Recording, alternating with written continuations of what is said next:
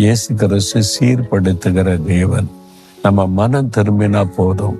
என் வாழ்க்கையில பாவம், பாவக்கரை, இந்த தவறு, இந்த மீறுதல், இதனால என் வாழ்க்கை இப்படி ஆயிட்டேன்னு அவ்வளவுதான் அப்படின்னு நினைக்கிறீங்களா? இல்லை. இயேசு உங்களை சீர்படுத்தி சரிப்படுத்தி ஆசீர்வதிக்கிற ஆண்டவர். நீங்க செய்ய வேண்டிய ஒரே ஒரு காரியம், மனம் திரும்பணும். ஐயோ, நான் பாவம் செய்ததை என்னை மன்னிச்சிருங்க ஆண்டவரே. இந்த பாவத்தை உணர்ந்த மனம் திரும்பினா இயேசு கிறிஸ்து சீர்படுத்த வல்லமை உள்ள ஒரு தேவன். நிறைய பேருடைய என் வாழ்க்கையை சீர்படுத்தினார். நான் மனம் திரும்பும் போதும், நான் மனம் திரும்பின போது சீர்படுத்தி தான் என்னப்படி நிறுத்தி இருக்கிறார். எல்லாருடைய வாழ்க்கையிலுமே இந்த மீறுதல், பாவங்கள், அந்த பாதையில கடந்து வந்திருப்போம்.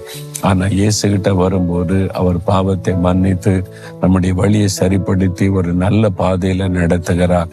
உங்க வாழ்க்கையில ஒருவேளை இந்த அனுபவத்தை பெற்றிருந்தா ஆண்டவரை துதிங்க.